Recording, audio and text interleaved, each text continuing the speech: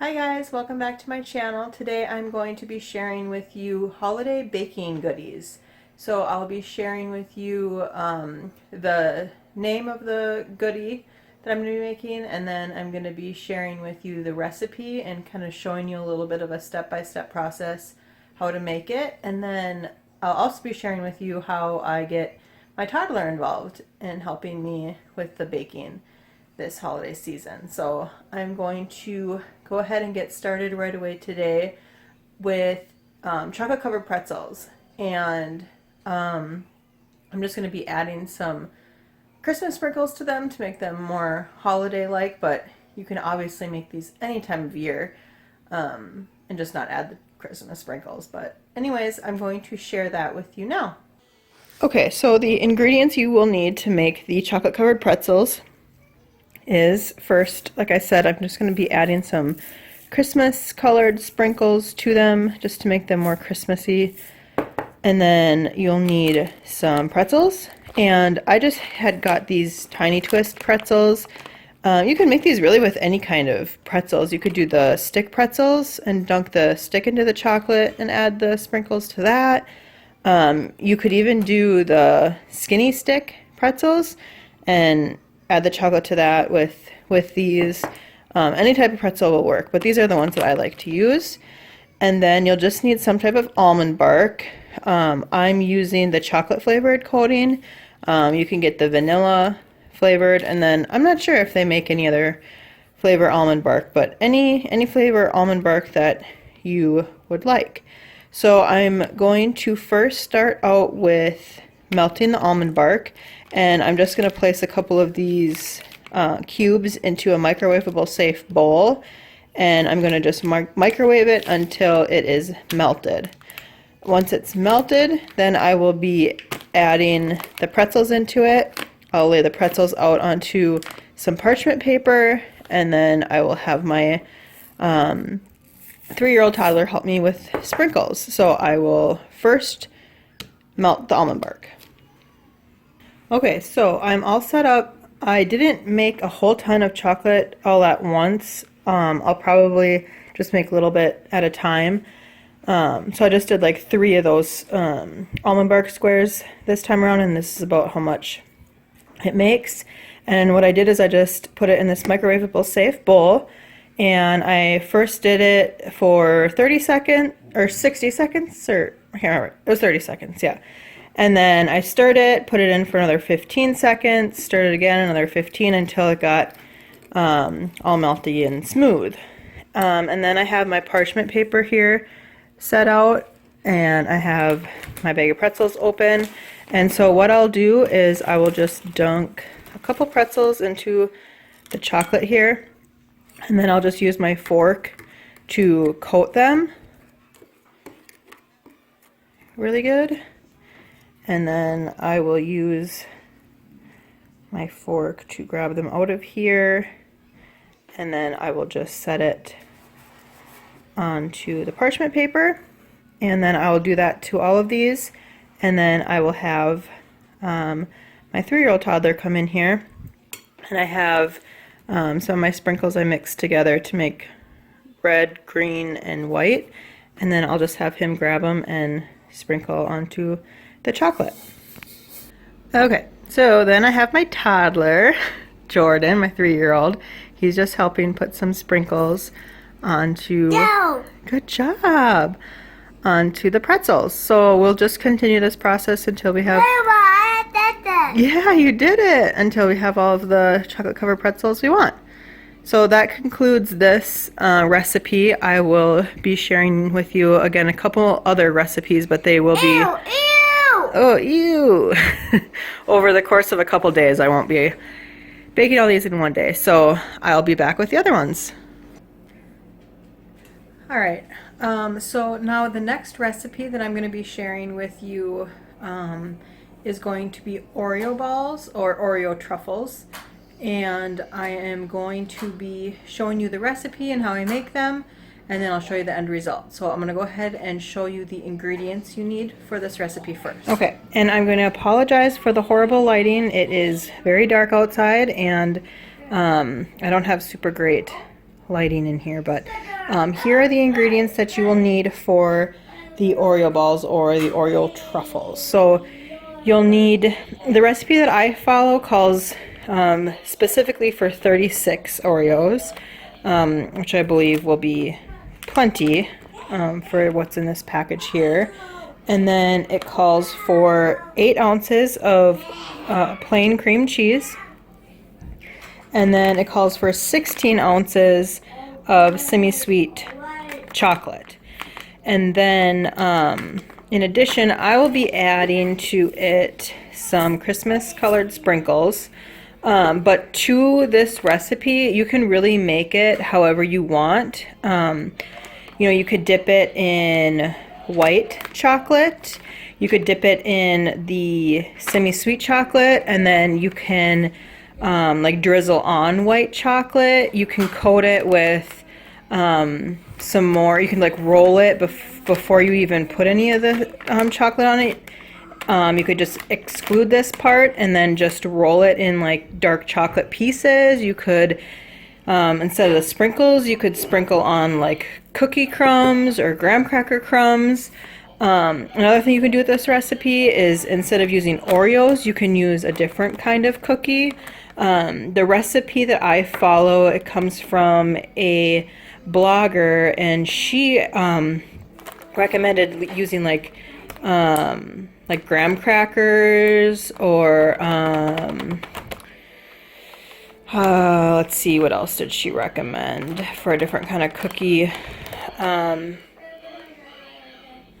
can't remember what the other cookie was that she recommended, but and you could use any type of cookie mixed with the cream cheese, and then like I said, any type of chocolate, any type of coating. You can just kind of make it your own, however you want it. So this is just how I'm going to be making it today. So these are the ingredients you'll need. The first step you're going to want to do is you're going to want to take your 36 Oreos and your 8 ounces of cream cheese, and you're going to want to process them in a food processor until the consistency is a smooth consistency. If you don't have a food processor, you could technically take your Oreos and hit them and smash them until they're super thin, small pieces of Oreo. Add your cream cheese with it and make it into the same type of smooth consistency. But since I have a food processor, I'm going to use the food processor. So I will show you that step in just a moment. Okay, so I don't have a very big food processor, so I'm going to cut this recipe into fourths. So in my food processor, I just have 9 Oreos and then a quarter of my block of cream cheese. So I've added that to my food processor, and I will process it until it is a smooth consistency. So I will do that now, and then I will show you the end result and what it should look like. Okay guys, so I had it in my food processor, and then I just transferred it over to this bowl just to make it maybe a little bit easier for you to see the consistency of it. So it's all mixed together, and I just am adding, I'm going to end up adding all of it to this bowl after I process it in here.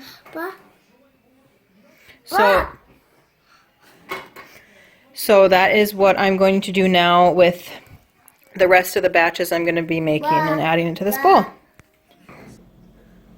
Okay, so here is all of my Oreo and cream cheese mixture. I added it all to this bowl because like I said, I had to do mine in parts because I couldn't fit it all in my food processor. But if you have a bigger food processor and you can put all of your Oreos in there, then perfect.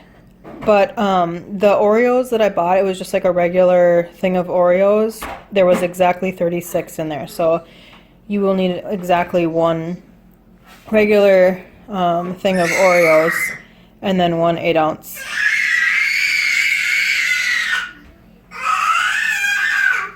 Excuse my children. 1 8-ounce thing of cream cheese. So the recipe that I have says that it will make 48 1-inch balls, and I would recommend if you have one of those smaller ice cream scoops to use that so you can keep them all the same size, and then you can probably make 48 out of this recipe. I don't have one of those, so I'm just gonna have to guesstimate, so all my Oreo balls are probably gonna be different sizes. But as you can see over here I started already, so here is just a couple for you. So I'm going to roll all of this dough into approximately 1-inch balls, and then I'm going to be freezing it for 20 minutes, and then we'll move on to the next step. Okay, so here are my Oreo balls after they have been freezing for 20 minutes, and I am now in the process of melting my chocolate. So I put it into a microwave safe bowl, and I put it in there for 30 seconds, and then I'm going to stir it now, and I'm going to put it in there for 15-minute increments until it is completely melted. Once it's melted, I will just coat my Oreo balls in it. I'll place them back onto this cookie sheet, sprinkle them with some Christmas sprinkles, and then they will be finished as well. Alright, so this next recipe that I'm going to be showing you is called the Cutout butter cookie recipe, and I'm just going to go over the ingredients that you will need to make these cookies. So to start off with, you're going to need 2.5 cups of flour. You're going to need 2 sticks of margarine. I'm just using unsalted butter. You'll need 1 cup of powdered sugar, and then you'll need 1 egg. And then you're going to need 1.5 teaspoons of almond extract. And then you're going to need 1 teaspoon of vanilla extract. And then you're going to want to have a little bit of extra flour so that you can flour the surface before you roll out your dough. And then also you're going to want a rolling pin, which I do not have a rolling pin, so I'm going to use my vinegar bottle as my rolling pin. Hopefully it works out for me. And then you're going to want to get some cutouts. I have a different variety of cutouts here. I think I got these a couple years ago on clearance at Target for pretty cheap. Looks like 68 cents a piece, something like that. So I have a couple different things here. I see I got a stocking, a star, I think I got a tree, a gingerbread man, maybe a snowman in there. And then you're going to want to get the stuff that you would like to do to decorate your cookies with once you're done, if you'd like. So I'm just using store-bought in a can cream cheese frosting. You can of course make your own. You can add colored frosting, add food coloring to it, get colored frosting, whatever you'd like, and then you can decorate them however you'd like. I am again just using my Christmas colored sprinkles. Again, you can decorate them however you'd like, but that's just how I'm going to be decorating them. So the first part of this recipe is you're going to want to cream everything together with your mixer except for the flour. So I'm going to do that first, and then I'm going to show you what that looks like. Alright, so I have creamed together 2 sticks of margarine, 1 cup of powdered sugar, 1 egg, 1.5 teaspoons of almond extract, and 1 teaspoon of vanilla. So now I'm going to add my 2.5 cups of flour, and then I will show you what that looks like. Alright, so I have now added the flour to my mixture. So it's all mixed now. So now I will just flour my surface here, and then I'll roll out my dough, and then I'll use my cutouts and cut it into shape. So I'll show you that step next. Okay, so I did my cutouts of my dough after I rolled it out with some flour. So I will put these onto a baking sheet and bake at 350 degrees for 8 to 10 minutes. I will let them cool, and then you will just frost and decorate as desired. So that is going to wrap up my baking video with you guys today. I hope you enjoyed the 3 different recipes that I shared with you, and I will see you guys in my next one. Thanks again. Bye.